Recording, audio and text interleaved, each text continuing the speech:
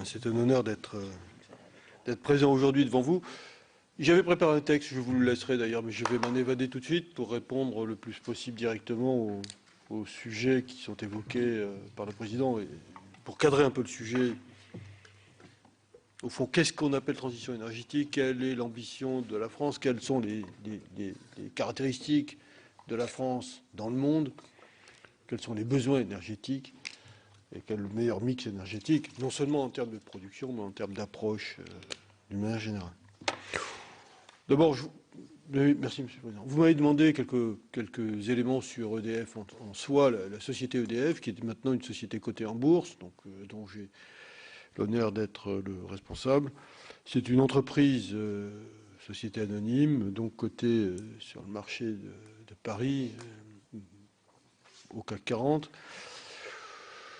dont la capitalisation boursière avant les événements de la semaine dernière était de l'ordre de 53-54 milliards d'euros, un peu fondue pour des raisons anecdotiques. C'est une entreprise qui fait à peu près 80 milliards de chiffre d'affaires, je parle en euros bien entendu, dont 2 tiers en France, 1 tiers à l'international, qui a vocation évidemment à voir la partie internationale se renforcer, qui compte de l'ordre de 165 000 collaborateurs avant la prise en compte de l'intégration de Dalkia qui doit se produire durant la première quinzaine du mois de juillet, si Bruxelles, selon toute attente, donne son feu vert. Dalkia, c'est 15 000 personnes, et c'est de l'ordre de 8 milliards de chiffre d'affaires. Enfin, voilà, donc on sera un peu au-dessus de 85 milliards, et avec 175 000 collaborateurs. Bon. C'est une entreprise, c'est le premier électricien du monde. C'est le premier opérateur nucléaire au monde. C'est le premier opérateur hydraulicien en Europe. C'est le premier opérateur de réseau en Europe. Et l'un des plus grands au monde. C'est le premier centre de recherche mondial en matière d'électricité. C'est la référence mondiale en matière de système électrique. Voilà ce qu'est EDF, au fond. C'est le premier investisseur européen, ce que beaucoup de gens ignorent. Nous avons un plan d'investissement, si Dieu le permet, c'est-à-dire si on ne nous désarçonne pas par des mesures qui nous interdiraient de faire face à ces engagements. Nous avons un plan d'investissement de l'ordre de 200 milliards d'euros dans les 10 ans qui viennent, dont 120 milliards à peu près en France et 80 milliards à l'international, dont le programme britannique du nucléaire particulièrement. Nos grosses positions à l'international sont évidemment la Grande-Bretagne, l'Italie, l'Europe centrale, y compris la Belgique et la Pologne. Nous sommes le premier opérateur français, premier opérateur britannique, deuxième opérateur italien, troisième opérateur polonais, deuxième opérateur belge. Nous sommes depuis 30 ans en Chine, ceux qui nous connaissent le savent. Nous avons exporté là-bas notre compétence dans le domaine du nucléaire. Nous sommes dans l'hydraulique au Laos, nous sommes en Amérique latine, notamment au Brésil, qui fait aujourd'hui parler de lui. Nous sommes en Amérique du Nord, nous sommes au Moyen-Orient et nous avons des ambitions partout. Voilà ce qu'est EDF en quelques mots. L'énergie. Il y a des phases de l'histoire du monde. Alors d'abord le monde. Le monde, c'est 7 milliards d'habitants aujourd'hui. C'était 1,5 milliard au début du XXe siècle. On perd souvent, je dirais, la mémoire de ce qu'est l'évolution du monde. Le monde a quintuplé sa population, malgré les 2 grandes guerres mondiales du XXe siècle, en l'espace d'un siècle. Ça sera 9 milliards d'habitants d'ici 2030. On voit ce que ça implique comme conséquence en matière de besoins primaires, en eau, en énergie, en nourriture, en santé. Besoins fondamentaux. Et quand on regarde la France, vue du vaste monde, on n'a pas le sentiment qu'on est dans cet univers la référence dans ces domaines d'activité extrêmement précis et extrêmement précieux. Ne le perdons pas de vue. Tout le monde a un regard particulier vers le système français en matière d'énergie, parce que la France a su anticiper. C'est un des domaines dans lesquels la France dispose d'un atout absolument unique. Parce qu'au début des années 70, en constatant que, au fond, les chocs pétroliers allaient se multiplier, la France a pris l'initiative de se doter, dans le domaine de l'électricité, d'un outil unique au monde, qui est sa plateforme nucléaire, qui avait vocation à donner à la France à la fois son indépendance dans le domaine de l'énergie électrique et la compétitivité du territoire. Et de fait, quelques 35 ans plus tard, on constate que la France est le seul exportateur, le premier exportateur d'électricité en Europe, et c'est le pays dont le coût de l'électricité, le coût de revient, est le plus faible en Europe. Donc nous sommes totalement indépendants dans ce domaine, et nous avons une capacité d'exportation et un atout de compétitivité. Article 1. Article 2, on redécouvre ce qu'est l'énergie aujourd'hui. Bon.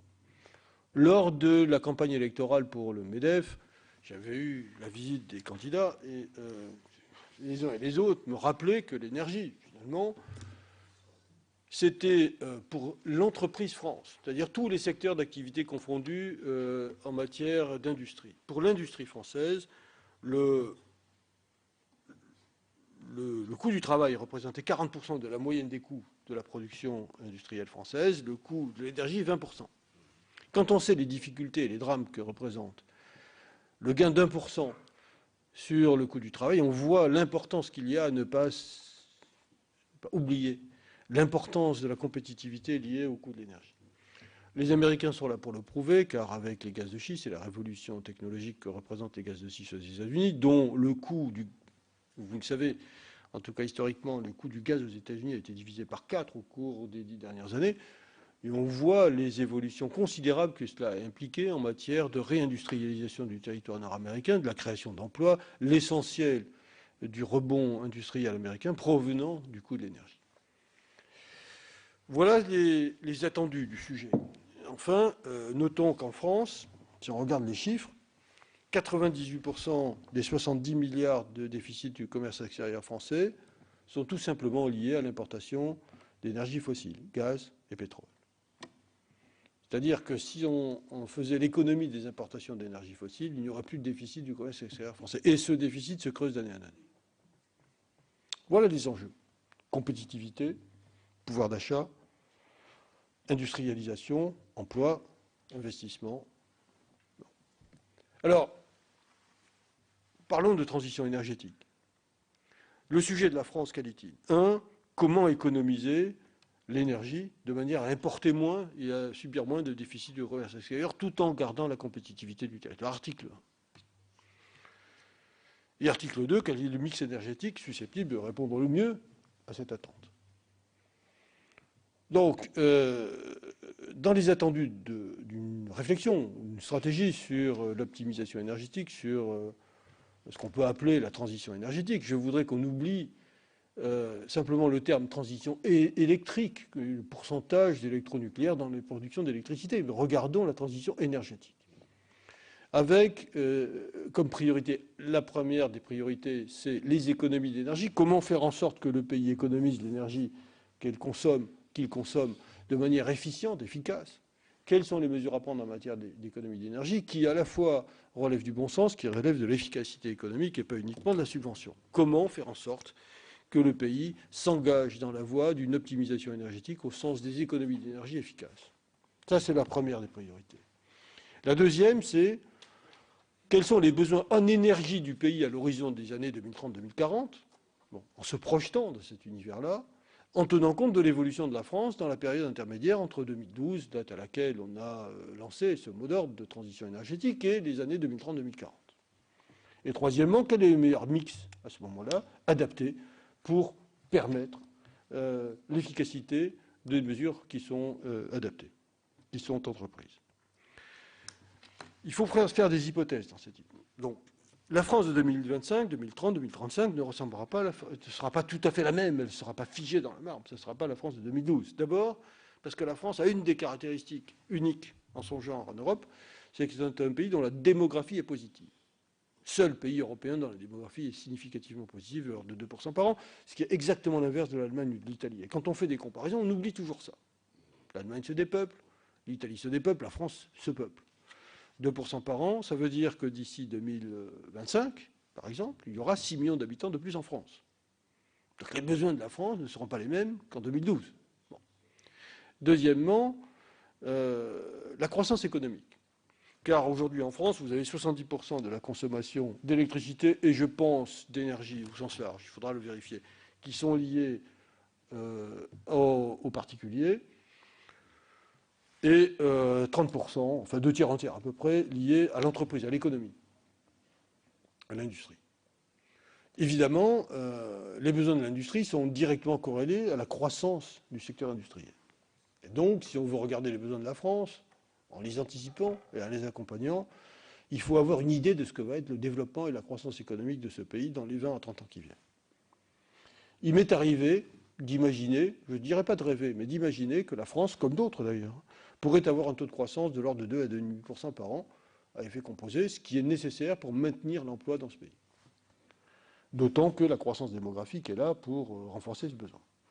Eh bien, si on se projette à cet horizon-là, alors vous voyez que les besoins en énergie de la France, compte tenu des économies d'énergie, dont on peut imaginer qu'elles représentent 20% d'économies sur l'ensemble des énergies à l'horizon de 2025-2030, que malgré tout, les besoins en énergie du pays, compte tenu de la croissance démographique et de la croissance économique, resteront positifs. Ça, c'est les besoins en énergie. Ensuite, quelles sont les énergies les plus efficaces? Je constate que en France, nous importons toutes nos énergies primaires, à l'exception de l'électricité. Toutes les énergies fossiles sont importées. Donc, on n'a aucun avantage compétitif dans ces domaines-là. Tout est importé. Nous n'avons pas de ressources propres. Seule l'électricité n'est pas importée, mais est fabriquée, et même nous donne un petit bonus à l'exportation. Donc si je devais donner une priorité au mix énergétique français, je pense qu'on aurait tout intérêt à pousser la consommation d'une énergie qui est la plus compétitive, parce qu'elle se détache clairement par rapport à la moyenne européenne. En électricité, on est 40% moins cher que la moyenne européenne. Plutôt que dans les énergies fossiles, dont on peut dire que ça ne nous donne aucun avantage compétitif, puisque nous les importons en totalité, ce qui n'est pas le cas, par exemple, de la Norvège, bien sûr, ou de la Grande-Bretagne jusqu'à une date prochaine, puisque les ressources sont en train de s'épuiser, et puis par ailleurs, elles sont en Écosse, qui fait l'objet d'un référendum, comme vous l'avez peut-être mentionné. Donc,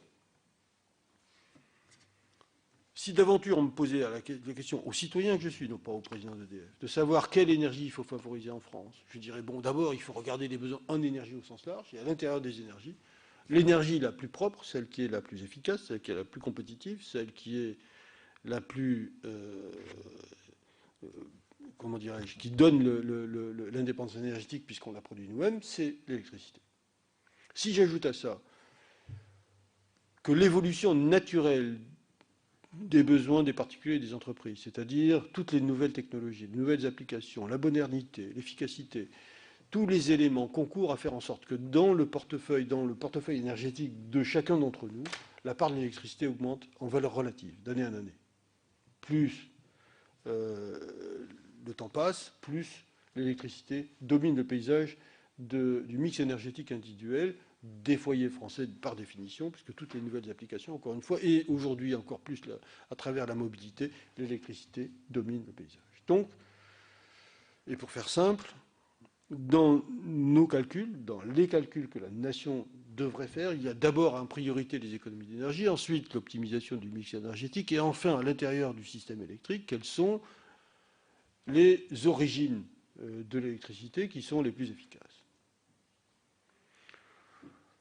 Ma conviction, celle qui ressort de nos calculs, et nous sommes là pour vous donner tous les éléments d'information, sont que les projections en matière de besoins en énergie et de la part de l'électricité dans l'énergie font que, à l'horizon 2028-2030, les besoins en électricité de la France, sans qu'il y ait un changement considérable dans la répartition des énergies, mais accompagnant l'évolution vers l'électricité du mix énergétique global, les besoins en électricité de la France seront tels que le parc nucléaire existant, y compris le nouveau réacteur de Flamanville, suffiront à peine à représenter 50% des besoins en électricité de la France si les 2%, entre 2 et 2,5% de croissance en intérêt composé sont au rendez-vous, et si on prend en compte l'évolution démographique, et malgré les 20% d'économie d'énergie. Voilà le credo, sur lequel, évidemment, je ne demande à personne de nous rejoindre les yeux fermés, mais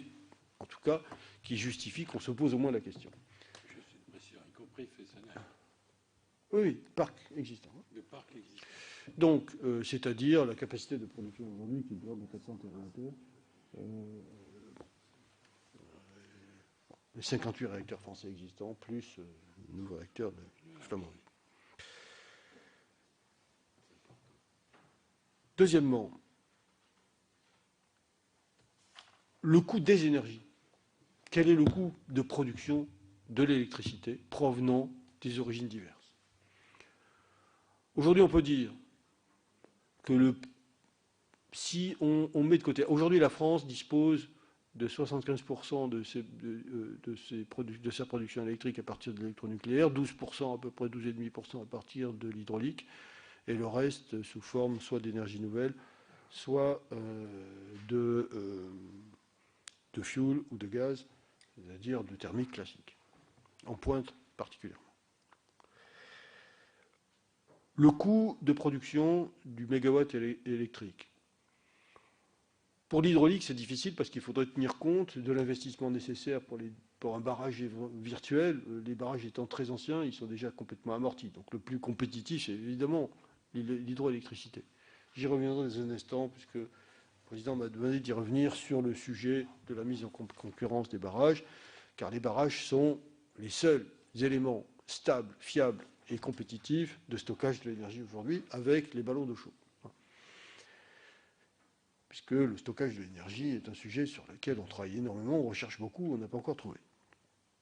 Mais l'eau, c'est le meilleur stockage existant de l'énergie, donc les barrages. 2, l'énergie thermique d'origine pétrole, charbon ou gaz a un coût qui est compris entre 75 et 80-85 euros le mégawattheure. L'énergie électronucléaire provenant du parc nucléaire existant, et la Cour des comptes l'a validé à 2 reprises par les 2 analyses qui ont été faites, c'est 55 euros le mégawattheure. Les énergies nouvelles, l'éolien en fonction... alors, sans tenir compte du coût de l'intermittence, qui devrait se rajouter au coût des énergies nouvelles. L'éolien onshore, de l'ordre de 90 à 110 le mégawattheure. L'éolien offshore, de l'ordre de 150 à 200. Le photovoltaïque, de l'ordre de 180 à 250. Voilà les prix de revient. Bon. Pour les énergies nouvelles, ne tenant pas compte, encore une fois, de l'intermittence, c'est-à-dire des coûts de structure liés au réseau d'une part, et liés à l'adossement nécessaire à des moyens classiques thermiques pour faire face. Voilà les coûts. Maintenant, dans le mix énergétique de demain, force est de constater que le coût moyen des énergies produites a un certain rapport avec le coût de revient final de l'énergie distribuée, et que par conséquent, ou bien on les subventionne, et dans ce cas-là, ça sort de la poche du contribuable plutôt que du consommateur, ou bien on fait payer le coût de l'énergie effectivement au consommateur, mais de toute manière, rien ne se perd, rien ne se crée, et il faut que cette énergie soit rémunérée. À partir de là, l'hydraulique est effectivement un élément extrêmement précieux. Le parc nucléaire existant est un atout compétitif absolument majeur. Le nouveau nucléaire coûtera plus cher que le parc existant, et il faudra faire en sorte d'améliorer son coût pour qu'il devienne compétitif. On peut imaginer qu'on soit capable à terme de produire de l'électronucléaire autour du prix du thermique, c'est-à-dire autour de 75 euros le mégawattheure. On est capable de le faire, mais je ne le dis pas officiellement. Et puis les énergies nouvelles, on gagnera un peu en compétitivité, mais de façon marginale par rapport à ce que j'évoquais. Plus le coût de l'intermittence qui représente quoi, 30% du coût des énergies à peu près, rajouté au coût direct. C'est-à-dire qu'en coût complet, on devrait prendre 30% de plus pour le coût des énergies dites nouvelles par rapport aux énergies centralisées. Et puis s'y ajoutent les énergies réparties, c'est-à-dire toutes les ressources locales, géothermie, biomasse, les énergies locales qui peuvent être le waste to energy, par exemple, la transformation des déchets en énergie au travers de l'incinération, et toutes les énergies liées notamment, mais qui dépendent à la fois de la sociologie, de la démographie, de la topographie, etc., et qui sont à regarder à la maille régionale ou locale plus qu'à la maille nationale. Voilà le sujet. Alors, à partir de là, si on considère que l'ambition, c'est d'abord de donner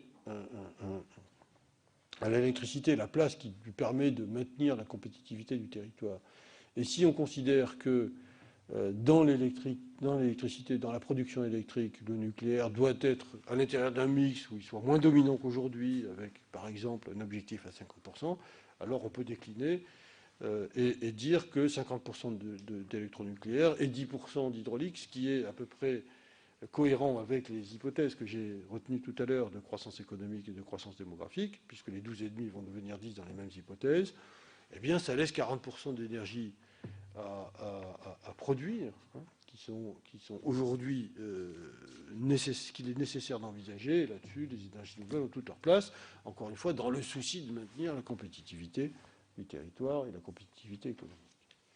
Voilà ce qu'on peut dire en quelques mots. Vous m'avez, Monsieur le Président, posé la question sur l'hydraulique.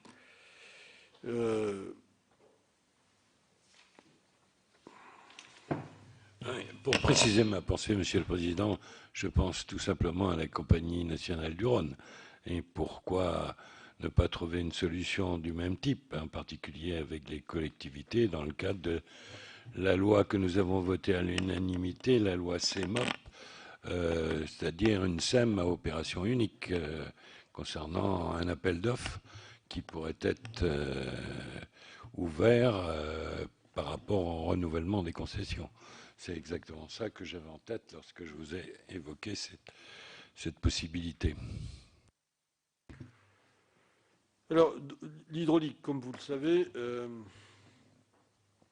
en France, l'hydraulique, ce sont des concessions de l'État, EDF et ses concurrents étant opérateurs pour le compte de la nation, de l'État, des barrages, qu'ils soient d'ailleurs des barrages de montagne ou les barrages sur le Rhône.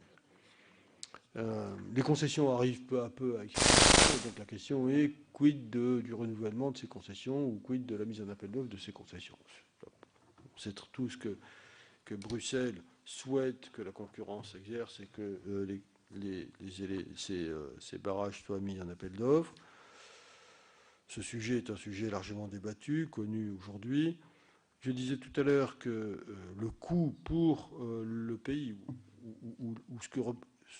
le poids économique de l'hydraulique en France ne se limite pas à la production d'énergie électrique produite par ces barrages, puisque l'essentiel du poids économique est lié à l'optimisation du système électrique que ces barrages permettent de réaliser au travers du stockage. C'est-à-dire, au fond, ces barrages servent beaucoup plus à stocker l'énergie de manière à assumer avec efficacité les arrêts des grandes centrales et la maintenance des grands sites de production que par la production elle-même, de la même manière qu'elles permettent d'éponger les pointes. C'est donc une utilisation beaucoup plus rationnelle que la simple fabrication d'énergie, d'électricité courante par les barrages. Dans ce contexte, bien que ne craignant pas la concurrence, EDF est tout à fait capable de remporter les appels d'offres.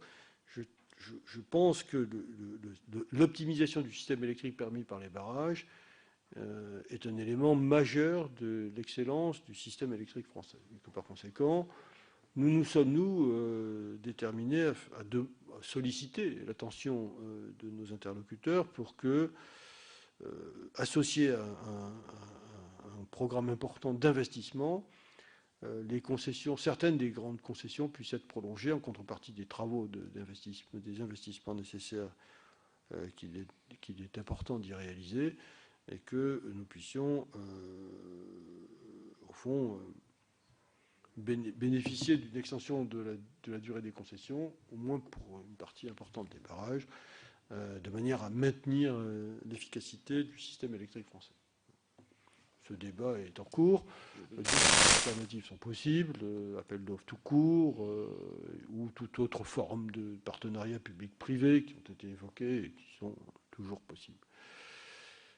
La dimension régionale et locale est importante, la dimension nationale l'est aussi du fait, comme je le disais, de l'outil d'efficacité du système que représentent les barrages.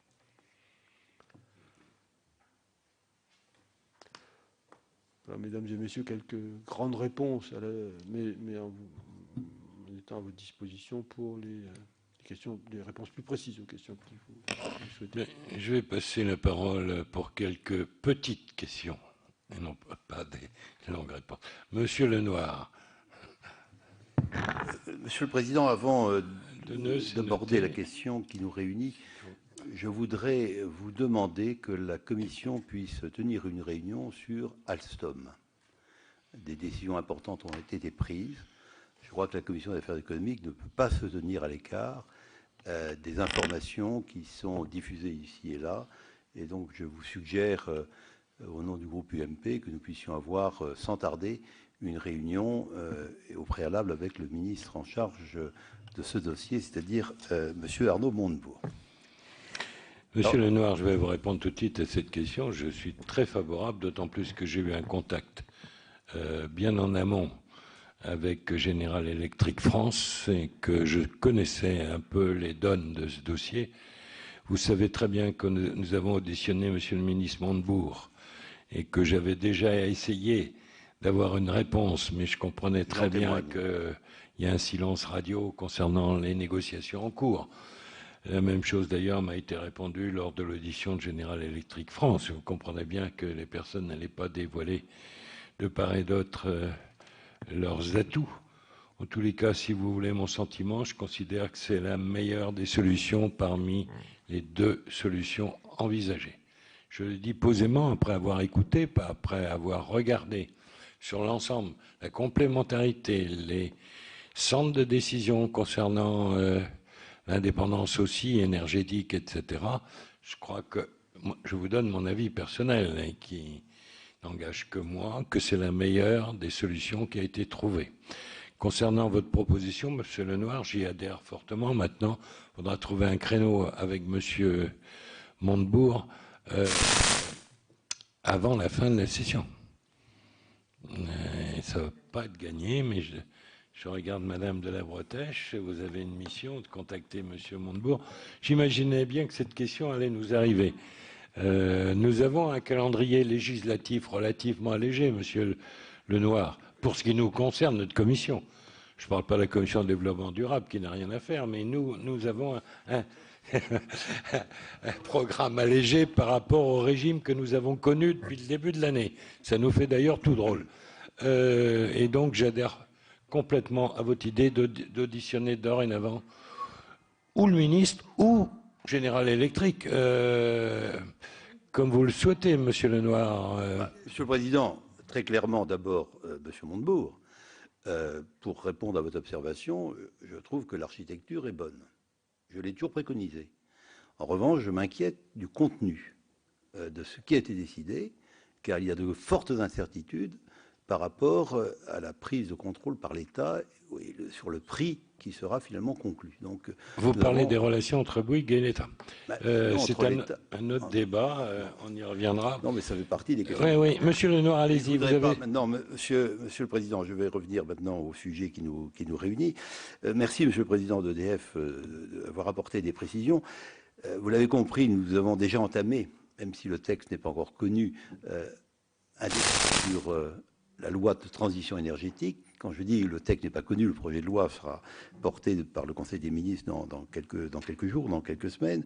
Et nous avons eu déjà des débats à l'intérieur du Sénat, en commission, d'abord à l'initiative du président de la commission, mais également en séance publique avec Madame Ségolène Royal. Donc un certain nombre de chiffres ont été avancés, un certain nombre d'observations ont été faites. Alors, je reprends les quelques points que vous avez développés pour insister sur les réponses que vous nous avez apportées, que vous pourrez préciser.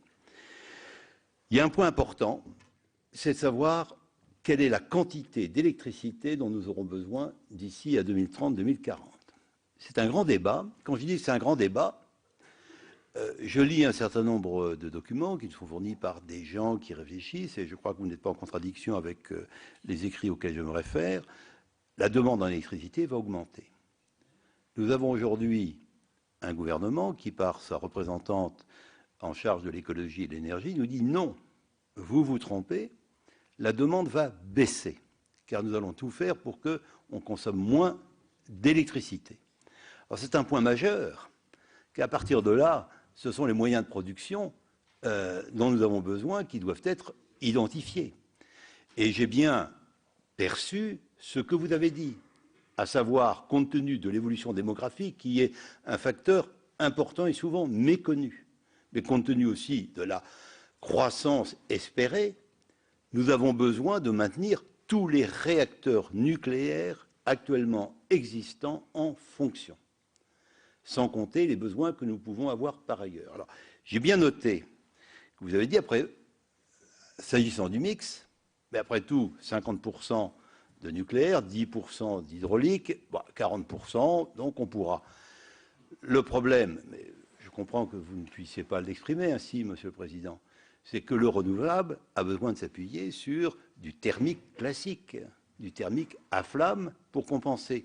Aujourd'hui, en Allemagne, on a fortement développé l'éolien photovoltaïque, mais pour compenser lorsqu'il n'y a pas de vent, lorsqu'il n'y a pas de soleil, qu'est-ce qu'on fait? On met en route des centrales charbon. La part du charbon est en train d'augmenter. Or, nous sommes en charge, dans le cadre de la transition énergétique, pas seulement du besoin en énergie, mais également de la protection du climat. Donc, ce point doit être important. Deuxièmement, moi, je le dis, parce que nous sommes ici dans une assemblée où on peut exprimer son opinion, pour un certain nombre de personnes, le débat sur la transition énergétique, c'est tout simplement la mort du nucléaire. C'est l'arrêt du nucléaire. Alors, je sais qu'au gouvernement, on n'en est pas là. On ne le dit pas, et même, je le dis comme je le pense, la communication qu'a faite Mme Ségolène Royal a dû certainement surprendre, voire décevoir, des éléments écologistes qui appartiennent à notre Assemblée. Et donc, effectivement, on n'a pas vu d'échéance annoncée concernant la fermeture de centrales nucléaires. On est loin des engagements qui ont été pris de fermer 24 réacteurs d'ici à 2025, et on ne parle pas de Fessenheim. C'est un point important, car nous allons certainement avoir besoin de cette électricité. Alors maintenant, le coût. Monsieur le Président, vous le savez, il y a eu une commission d'enquête ici au Sénat, il y en a eu une à l'Assemblée nationale plus récente sur le coût du nucléaire. Bon. Une chose est sûre, c'est que quels que soient les chiffres divergents auxquels nous nous référons les uns les autres, l'électricité en France est de loin la moins chère, mis à part les pays du Nord, comme vous l'avez souligné, et c'est un point important. Bon, écoutez, on dit moins 40% par rapport à nos voisins. C'est la moitié par rapport aux Allemands pour les usagers. Autant le rappeler.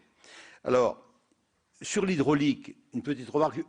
Je la fais régulièrement pour réveiller un peu la mémoire, pour éviter de tenir des propos imprudents.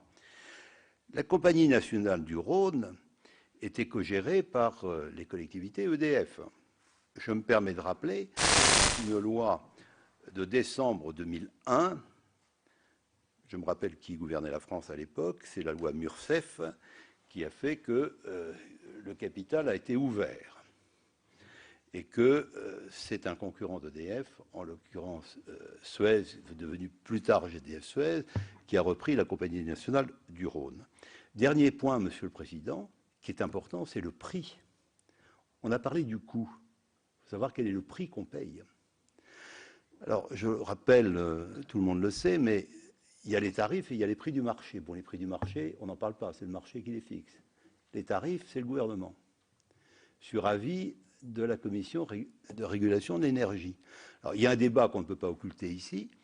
Madame Ségolène Royal a annoncé que l'augmentation prévue serait différée et que de toute façon, elle ne serait pas du montant qui avait été annoncé. Alors, je le dis tout de suite, pour éviter toute mauvaise interprétation que j'entends.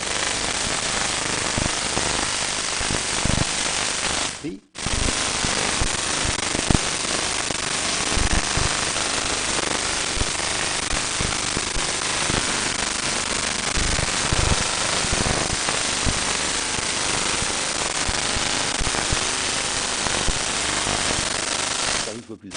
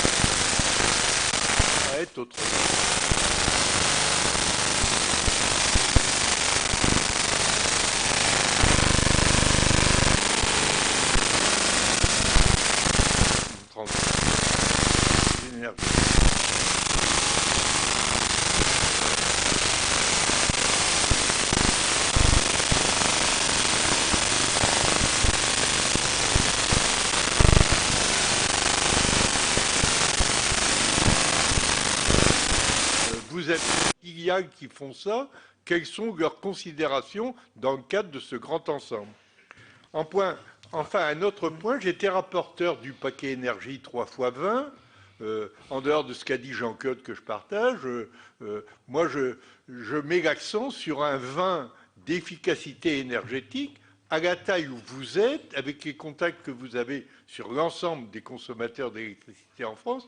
Quelle offre de service avez-vous en réserve et qu'allez-vous faire demain pour que l'efficacité énergétique soit vraiment au niveau où nous souhaitons?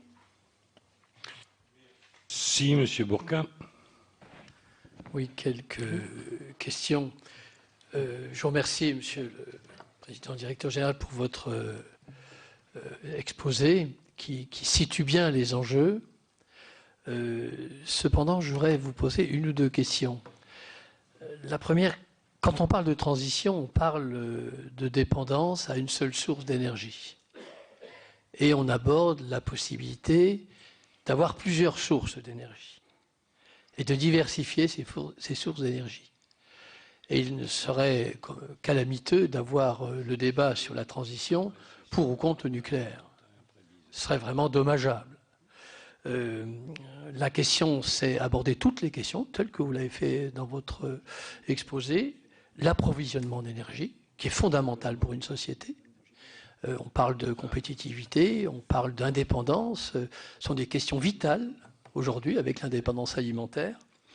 Après, il y a les questions de politique d'économie d'énergie.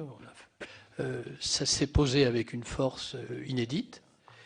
Et ensuite, l'avance que nous avons et que vous avez bien fait remarquer comme grand groupe concernant la maîtrise du nucléaire et la production d'électricité, comment vous la mettez à profit pour justement prendre de l'avance et ne pas laisser cette avance simplement aux Allemands concernant les énergies alternatives non stockables dont vous parliez et dont le problème est le stockage, justement.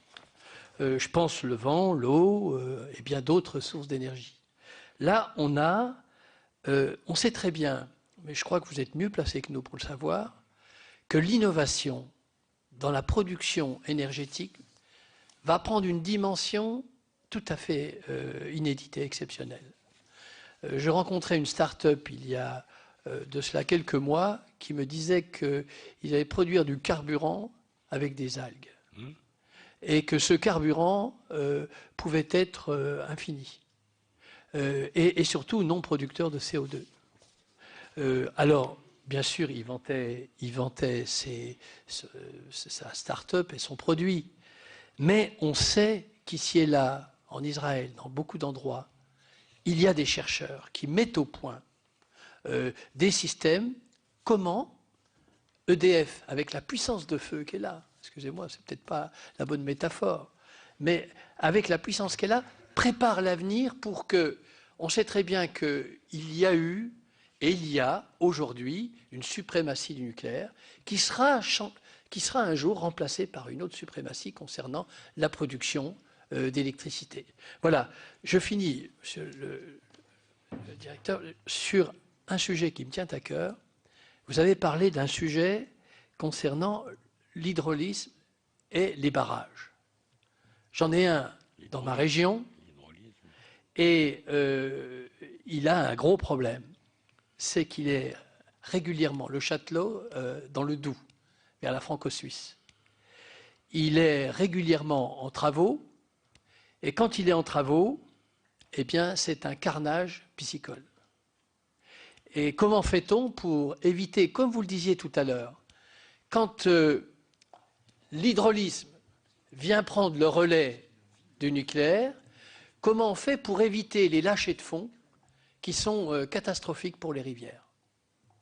Et comment on fait, par exemple, l'Adréal, par exemple, de Franche-Comté, a proposé de créer un bypass au niveau de la centrale afin d'éviter que la rive gauche, par exemple, qui est régulièrement en travaux, ne soit exondée en cas de rupture. Ça, ce sont une question que je vous pose à côté, mais qui n'est pas une petite question.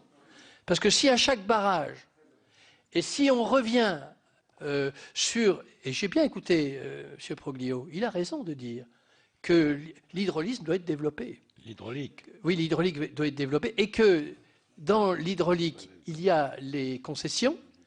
Et si elle vient systématiquement pour combler les questions de perte d'électricité, de puissance d'électricité, faisons en sorte que ça se fasse en respectant l'environnement. Merci. Monsieur Sido. Bien, merci Monsieur le Président. Moi, j'ai bien écouté l'exposé de Monsieur Proglio, président d'EDF, et je le remercie, c'est très clair. Il s'agirait que le débat soit, et les données soient très claires au moment où on discutera de la loi sur la transition énergétique. Et en particulier, tout tourne, au-delà des volontés politiques, louables, etc., tout tourne autour du prix ou des coûts. Il y en a qui font la différence entre les deux, bon, très bien, des subtilités qui m'échappent. Enfin, bref, des prix. Et vous avez donné les prix, Monsieur le Président, et je vous en remercie. L'hydroélectrique, c'est le plus bas, enfin, tout est amorti. Un jour, il faudra refaire les barrages, en tenant compte du prix du kilo de poisson, effectivement. Le thermique, vous l'avez dit, c'est le valeur aujourd'hui. Demain, on ne sait pas. Les énergies nouvelles, vous avez bien dit effectivement où on en était, sans compter l'intermittence. C'est-à-dire qu'il faut une puissance équivalente installée au pied du mât de l'éolienne que ce qui est installé en haut. Je trouve que 30% de plus, vous êtes très modeste. Et vous n'avez pas forcé le trait. Et je vous en remercie. Ça permet d'éclairer le débat.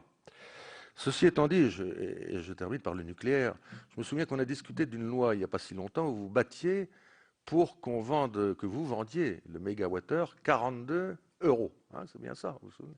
Bon, on en est à 55. Et moi, je vous pose la question, monsieur... Non, mais je ne discute pas, hein. Moi, je ne suis pas spécialiste de la question, je ne suis pas comme d'aucuns. Mais je vous pose la question, d'où vient cette dérive? C'est là où je veux en venir. Hein. Non, attendez, je m'explique. Attendez, monsieur le Président, je m'explique. D'où vient cette dérive du prix du kilowattheure et où est-ce que ça va s'arrêter? Parce qu'au fond, toute la question est là. On ne sait pas, au fond, combien, véritablement, quel est le prix du mégawattheure ou du kilowattheure, comme vous voudrez, du nucléaire, parce que, tout simplement, pourquoi?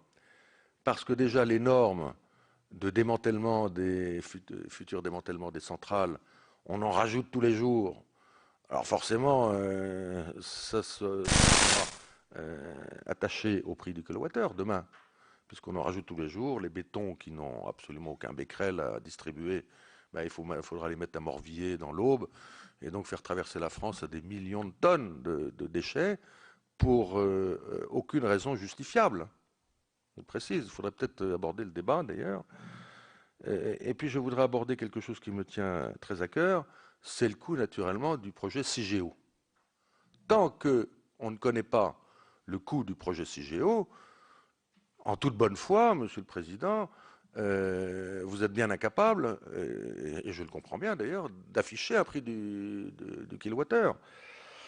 Et plus les années passent, plus le projet CIGEO augmente en coût, et ça ne provient pas des augmentations des subventions au territoire, non. Ça provient bien de je ne sais pas quoi d'ailleurs exactement. Et où est-ce que ça va s'arrêter? Puis en plus, demain, on nous demande encore un moratoire de 2 ans pour réfléchir, etc. etc.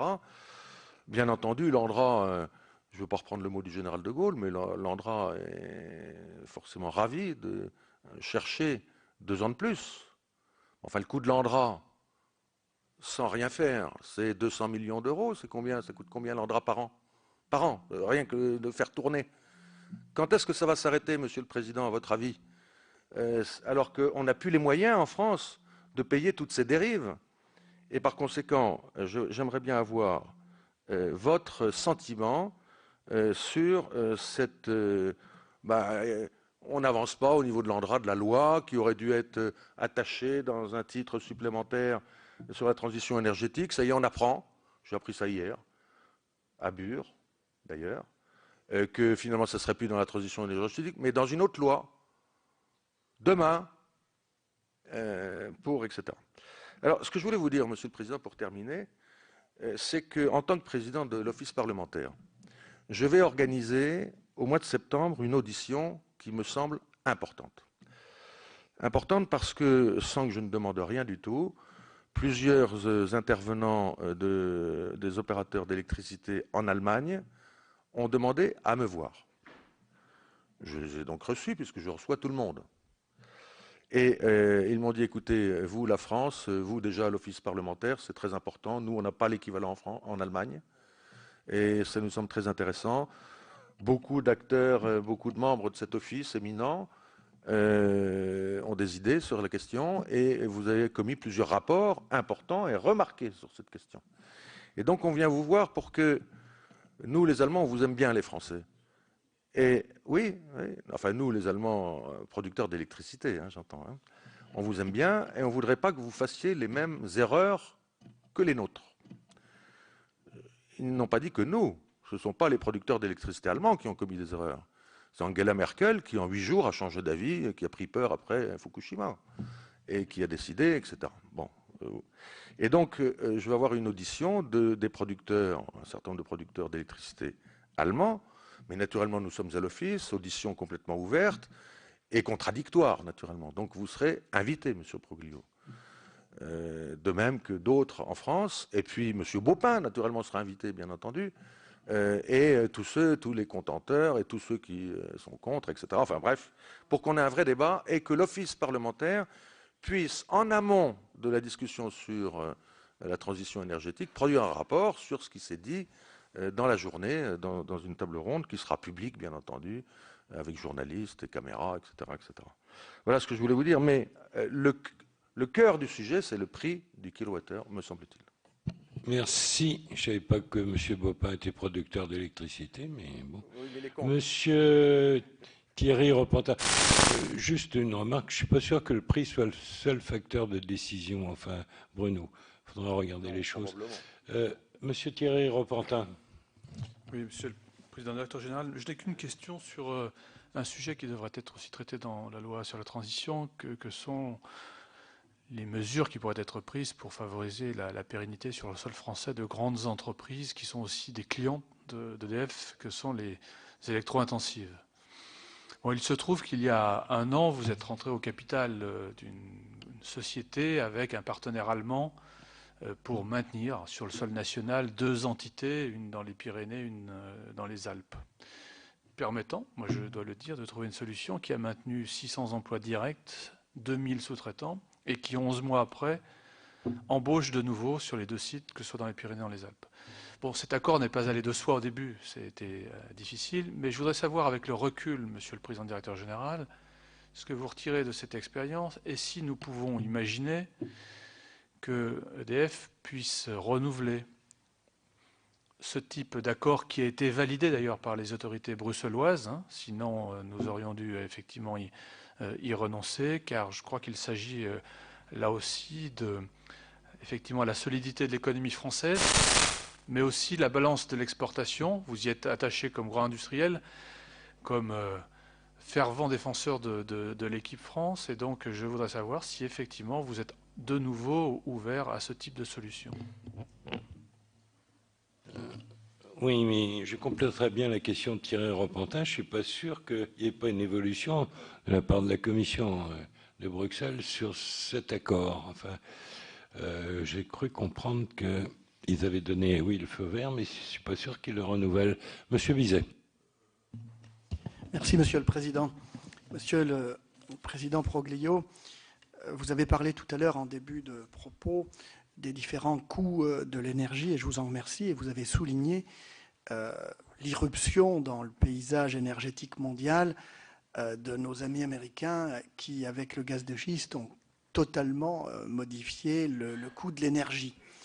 Et si hier, nous avons malheureusement pu constater des délocalisations dues au coût horaire du travail, délocalisation de l'Europe vers l'Asie, je crains que nous ayons demain, ou même très rapidement, des délocalisations que j'appellerais énergétiques, mais non pas de l'Europe vers l'Asie, mais de l'Europe vers les États-Unis, à cause précisément du coût de l'énergie. Je vous donne simplement un chiffre. Depuis ces 2 dernières années, un certain nombre d'entreprises électro-intensives allemandes ont investi près de 12 milliards d'euros à l'étranger, dont 10 milliards précisément sous-tendus par le fait de la recherche d'une énergie moins chère qu'en Allemagne. Donc, moi, la question que je voulais vous poser concerne l'Europe de l'énergie. Je crois que nous sommes aujourd'hui dans un contexte où on parle beaucoup de transition énergétique. On s'aperçoit en regardant ce que fait l'Allemagne que ce n'est surtout pas l'exemple qu'il faut suivre et que la transition énergétique ne peut se raisonner à titre individuel, État par État. Ça ne peut être qu'une approche, je dirais, d'ensemble. Donc, moi, j'appelle de mes voeux déjà depuis quelque temps une coopération renforcée en la matière. J'ai salué avec intérêt la création du groupe Magritte par M. Mestralet et GDF Suez. Ma question est donc la suivante. Comment un grand groupe tel que le vôtre peut-il pertinemment intéresser les pouvoirs publics pour essayer de faire comprendre que la création d'une Europe de l'énergie est aujourd'hui une urgente nécessité? Vous allez me dire c'est une décision politique, uniquement politique.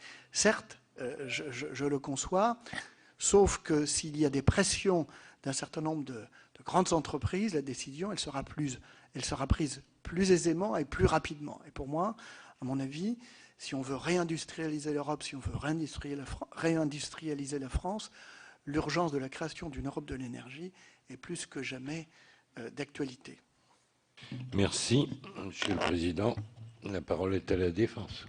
Merci, Monsieur le Président. Je ne me sens pas tellement agressé d'ailleurs dans les propos, mais je vais essayer de répondre sans... Et puis si j'oublie tel ou tel sujet, je vous prie de m'en excuser, je suis tout à fait disposé à revenir en arrière, ou en tout cas à compléter. Bon, d'abord, je voudrais revenir sur les fondamentaux. C'est-à-dire, au fond, EDF n'est pas un producteur d'énergie électrique. EDF est un opérateur de service public. C'est un peu différent, si je puis me permettre. C'est assez différent, pourquoi? Parce que nous avons une mission de service public. Et cette mission de service public, elle consiste à donner au territoire national et à ses concitoyens à la fois l'énergie en quantité, en durée, en pérennité de service, en compétitivité suffisante pour assurer cette mission. Ceci étant posé, ça veut dire qu'EDF n'est en rien hostile aux économies d'énergie. Alors, on regarde parfois de manière un peu étonnée, mais comment, qu'est-ce que vous allez faire? Pourquoi est-ce que vous vous battez pour faire des économies d'énergie alors que vous êtes vendeur d'électricité? Et deuxièmement, EDF n'est pas le lobby nucléaire. D'ailleurs, quand on regarde EDF globalement, dans le monde entier, en dehors de la France et de la Grande-Bretagne, ailleurs, on n'est pas nucléaire. Donc on est en fonction des pays plus ou moins orientés vers l'optimisation et l'existant. Bon. Donc on s'adapte. Et je voudrais par là repousser un peu l'idée qu'on défend le nucléaire parce qu'au fond c'est notre spécialité, notre expertise. Non, non, on a plusieurs expertises. On est les premiers développeurs d'énergie nouvelle en Europe, effectivement. Nous sommes les premiers opérateurs nucléaires au monde, encore une fois les premiers hydrauliciens. Alors, en Europe, au monde non, puisque les ressources hydrauliques du Canada, de la Russie, du Brésil, sont telles que, effectivement, on n'est pas compétitif. Enfin, on est en volume, et de la Chine maintenant avec les Trois Gorges, font qu'aujourd'hui, on est le 5e opérateur mondial. Derrière, c'est les mammouths, mais ces mammouths qui sont là parce que les raisons géographiques et géologiques sont telles qu'on ne peut pas être compétitif, sauf si, et c'est ce qu'on travaille, on se développe partout dans le monde, dans l'hydraulique, de manière à... En fait, on ne peut pas se limiter à la France. De toute façon, EDF est trop gros aujourd'hui pour être exclusivement français. Nous avons une mission de service public en France, dont nous avons la fierté de l'assumer de manière efficace et de répondre à toutes les questions. Et ces questions de la transition énergétique en France, c'est une question qui se pose à nous, auquel on essaie de donner les meilleures réponses possibles, mais sans qu'il y ait un sous-jacent, je dirais, d'a priori industriel. Bon. Non, on essaie de faire en sorte que la mission de service public soit je dirais, le mot d'ordre et le fil conducteur de notre démarche. Ne m'en veuillez pas si je le rappelle, mais c'est important, je crois, de systématiquement le remettre en point d'orgue, parce que sinon, on apparaîtra comme étant toujours de parti pris. C'est pas le sujet. Bon, si j'avais le sentiment qu'au fond, il faille véritablement baisser la puissance nucléaire de la France, parce que c'est l'intérêt de la France, je le ferai spontanément, sans qu'on me le demande. Donc n'y voyez pas le moindre coude dans le raisonnement. Bon. Deuxièmement, la loi NOM. Bon, alors en France, les politiques françaises, les gouvernements successifs ont décidé, à la fois d'assurer l'indépendance énergétique, la prévisibilité et la compétitivité du territoire, qui ont été à l'origine de l'aventure nucléaire française, qui a été confiée à EDF, qui a rendu sa copie. Aujourd'hui, on peut le reconnaître avec un certain succès, mais par ailleurs, comme les pouvoirs publics ont décidé de ne pas casser l'outil nucléaire pour au fond, préserver à la fois la sûreté nucléaire d'une part, la compétitivité et la compétence de l'autre, et éviter le désordre qu'aurait provoqué la scission en plusieurs morceaux du parc nucléaire, eh bien, du fait de la compétitivité de ce parc nucléaire, on nous a forcés à accepter une loi qui nous fasse subventionner la concurrence. C'est-à-dire qu'au fond, la loi NOM, qu'est-ce que c'est? On vend notre capacité électronucléaire, 25% de la production électronucléaire française, à nos concurrents à un prix significativement inférieur à son coût de revient. Je vous ai dit que son coût de revient était à 55 €, je le maintiens. Nous l'avions dit à l'époque. Certains de nos concurrents prétendaient que c'était 31 €. Bullshit total. Enfin, aujourd'hui, on le sait qu'ils mentaient. Bon, on n'en tire pas les conséquences nécessaires. Ils ont menti. Je dis simplement qu'on a accepté 42 € parce que c'était le niveau du tartame à l'époque, passons. Enfin, bon, plus personne ne connaît la famille, l'oncle, le papa, la maman tartame. Enfin, bon, c'était 42 € le tartame d'été. Vous voyez, enfin, il y avait un tartame d'été, un tartame d'hiver, etc. Enfin, il fallait être hyper spécialiste. Pardon, Jean-Claude, mais ça existait. On a dit, bon, allez, 42. Bon, je me suis battu comme un chien pour avoir 42 €. On a eu 42 € qui étaient bien sûr inférieurs au coût économique. Donc on ne peut pas nous reprocher aujourd'hui que le coût économique soit supérieur. Je vais simplement répondre à la question, est-ce que le prix a dérivé? Non. C'était déjà 55, on vend à 42. Ce sont eux qui l'ont voté, je vous signale. Oui, oui. Non, mais je voudrais simplement soulager les scrupules moraux de M. Sido. On n'a pas dérapé. C'est simplement que c'était déjà le cas à l'époque. Pardon? Ah oui, non, mais c'est stupide. Non, c'est pas le prix. Le 42, c'était une convention, c'était un prix de cession favorable, c'est-à-dire qu'on subventionnait la concurrence pour qu'elle puisse venir nous piquer des parts de marché. C'est assez original. Mais on est les seuls industriels au monde à qui on nous demande de financer les concurrents pour qu'ils viennent vous piquer des parts de marché. Vous êtes éligible au CIR. Donc c'est bien, quoi. Mais dans la mission de service public, il y a aussi le fait de subventionner les concurrents. C'est comme ça. Donc, oui au service énergétique, oui à l'optimisation énergétique. Sous quelle forme? Alors c'est vrai que la maison EDF n'y était pas nécessairement préalablement accoutumée, parce que ce n'était pas son métier d'origine, d'autant plus que jusqu'en 2006, date d'ouverture du marché, EDF avait l'interdiction, par le principe de spécialité, de développer des services énergétiques.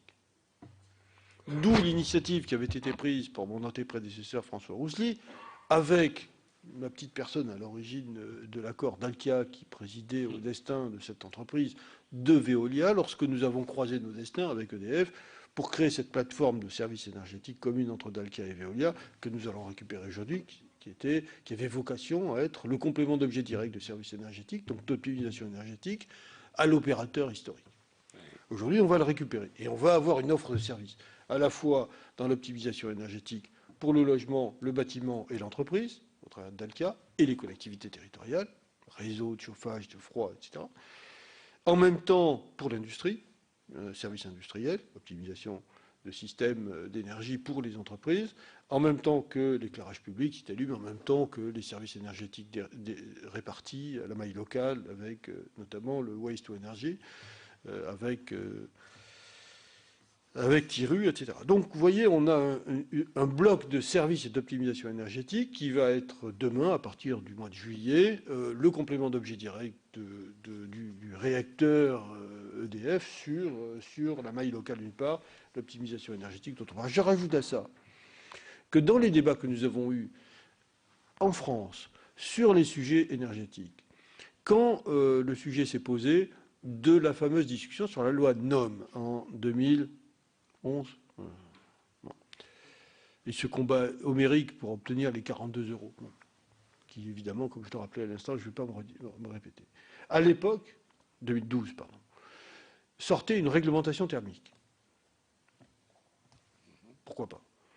Si ce n'est qu'on l'a confiée à Gaz de France, qui a rédigé le texte de l'optimisation de la réglementation thermique. Et comme par hasard, la réglementation thermique française est totalement pro-gazière. C'est-à-dire, au fond, aujourd'hui.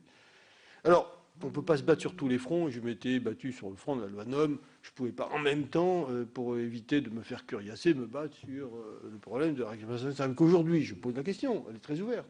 Pourquoi est-ce que cette réglementation thermique est autant en faveur du gaz, c'est-à-dire de l'énergie importée, et pourquoi est-ce qu'elle ne répond pas aux attentes de l'optimisation en matière de logement? La question est ouverte, messieurs les parlementaires. Et donc, au fond, moi, je me dis qu'une réglementation peut être suivie d'une autre réglementation, qu'elle n'est pas figée dans le marbre et qu'on peut toujours réfléchir. J'incite à la réflexion, car j'ai le souci aujourd'hui, dans l'optimisation du système énergétique français au sens large, que les économies d'énergie, l'optimisation énergétique du logement ne passe pas forcément par les importations gazières, et que cette réglementation mérite d'être au moins réactualisée. C'est tout ce que je veux dire. Pardon, mais je me devais de le rappeler, parce que dès lors qu'on parle d'économie d'énergie, d'optimisation énergétique, il faut voir toute la palette des mesures. Alors les mesures incitatives font partie de cette démarche. Donc oui, EDF sera un acteur, et un acteur important de l'optimisation énergétique et de l'économie d'énergie, parce que c'est sa mission. Et j'allais dire que c'est son métier. Et nous le ferons complètement. Ce qui ne veut pas dire pour autant qu'en complément d'objet direct, nous repartions sur comment est-ce qu'on peut optimiser le système énergétique qui nous est, comment dirais-je, confié, c'est-à-dire l'électricité, et que une partie de l'optimisation viendra du mix énergétique en amont de fabrication, une autre partie viendra en aval des économies d'énergie, la troisième partie viendra au milieu des réseaux intelligents qui feront partie du système électrique. Et donc, les smart grids et donc les réseaux intelligents qui seront un des éléments clés de l'optimisation énergétique. Et nous investissons simultanément sur l'amont, sur l'aval et sur les réseaux. Je confère les 6 milliards que nous allons investir pour le compteur dit interactif, qui sera un des premiers éléments des réseaux intelligents, pas le seul et de l'autre. Et puis, tout ça, parce qu'on est un grand opérateur mondial, draine toute une industrie sous-jacente. Oui, nous sommes les leaders parce qu'on est l'opérateur de référence en matière nucléaire et qu'il est légitime et normal que nous assumions une responsabilité particulière dans la filière industrielle du nucléaire français dans le monde. Oui. Et nous le faisons de façon délibérée, volontaire et responsable. Parce que c'est, quand je l'ai dit à une certaine époque, il me semble me fait critiquer, c'est 250 000 emplois directs, la filière industrielle nucléaire française. C'est la troisième filière industrielle française, derrière l'automobile et l'aéronautique. Ne l'oublions pas. Ces emplois, si on gagne la bataille du nucléaire mondial, ils ne demandent qu'à se développer. C'est notre responsabilité collective, et en tout cas, c'est la mienne. Ensuite, vous avez toute la démarche industrielle dans les autres systèmes électriques, dans les autres moyens de production. Vous avez parlé des énergies nouvelles. Nous sommes le premier développeur d'énergie nouvelle au monde, en Europe, au travers d'EDF Énergie Nouvelle, dont nous maîtrisons désormais 100% du capital. Eh bien, nous développons ces énergies nouvelles partout où c'est rationnel. Parce que la mission de service public fait que, plutôt que de rebondir sur les modes ou sur les spéculations, au moment, en 2011, 2010, début 2010, où je visite la campagne française des Landes, dévastée par la tempête Katrina, je vois le président du Conseil général et je lui dis, Président, je trouve que nous le connaissons tous, bientôt votre département sera une immense ferme photovoltaïque. Il n'y aura plus d'habitants parce qu'il n'y aura plus d'espace. Bon. Simplement, les 600 € le mégawattheure de subvention versée, enfin de tarif garanti pour le photovoltaïque dans les Landes, étaient tellement élevés, 600 € le mégawattheure, que tous les propriétaires terriens avaient intérêt à fabriquer des fermes photovoltaïques plutôt qu'à faire repousser des pins. Le revenu annuel procuré par les fermes photovoltaïques était 2 fois supérieur à la valeur de leur patrimoine, chaque année. Bon. Il y a eu une spéculation folle. Quand on voit le désastre allemand, c'est la conséquence d'une spéculation financière. C'est ni plus ni moins que ça. Quand je rencontre le ministre allemand de l'énergie, il y a maintenant un peu plus de 12 mois, qui était à l'époque ministre allemand de l'énergie, il est maintenant ministre à la chancellerie, M. Altmaier. Il me dit, Pouillot, vous savez, je vais vous faire une confidence, le montant des subventions déjà accordées renouvelables allemands dépasse les 1200 milliards d'euros. Bon. Capitalisé sur les 20 ans de contrat, puisque ce sont des contrats pluriannuels comme chez nous. Ça veut dire que c'était 20% de plus que la réunification allemande. On s'étonne après du désastre. Donc c'est vrai que l'Allemagne est un contre-exemple. Aujourd'hui, on peut le dire. Bon, les Allemands eux-mêmes le reconnaissent, alors qu'il y a un an simplement, il était malsain de le dire parce que ce n'était pas politiquement correct. De fait, on est devant ce désastre-là. Ce qui fait que les deux opérateurs allemands sont aujourd'hui un état avancé de décomposition, voire de dépôt de bilan pour l'un des deux. Bon, constaté. Quand je vends notre filiale allemande en 2011, bon, je la vends pour 7 milliards d'euros, elle ne vaut plus rien. Bon. Elle ne vaut plus rien. Bon. Donc, parce qu'il était évident que ça allait tourner au désastre. C'était avant les événements.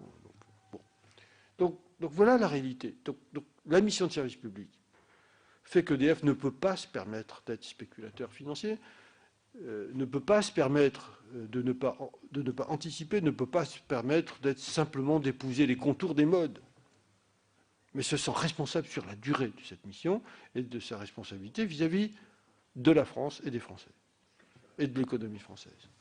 Une des questions, c'est est-ce que nous acceptons? Oui, on acceptera de toute façon d'accompagner l'économie française et l'industrie française dans la limite du raisonnable, c'est-à-dire il ne s'agit pas d'aller subventionner, entre guillemets, des entreprises en difficulté, ce n'est pas le sujet. Mais s'il s'agit de donner à l'entreprise France, aux entreprises installées en France, quelle que soit leur nationalité, un atout compétitif qui s'appelle l'électricité, oui, on le fera.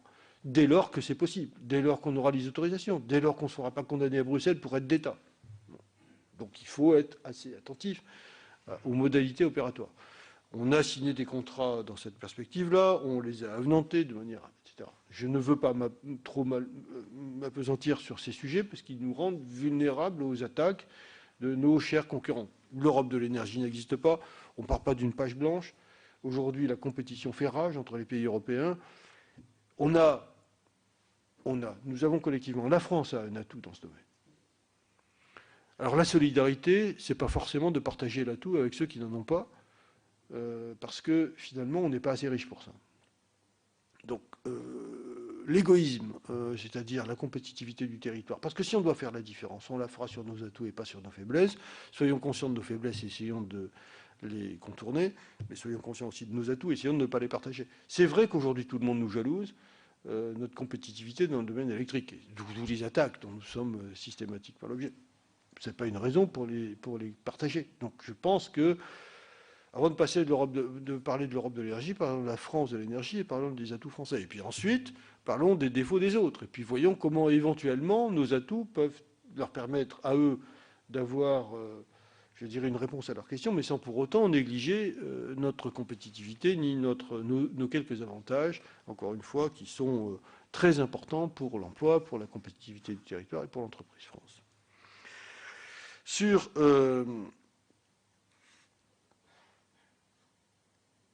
le coût de l'énergie, encore une fois, nous n'avons aucun atout dans les autres énergies que dans l'électricité, puisque les autres énergies, par définition, sont importées. Enfin, les énergies fossiles, en tout cas.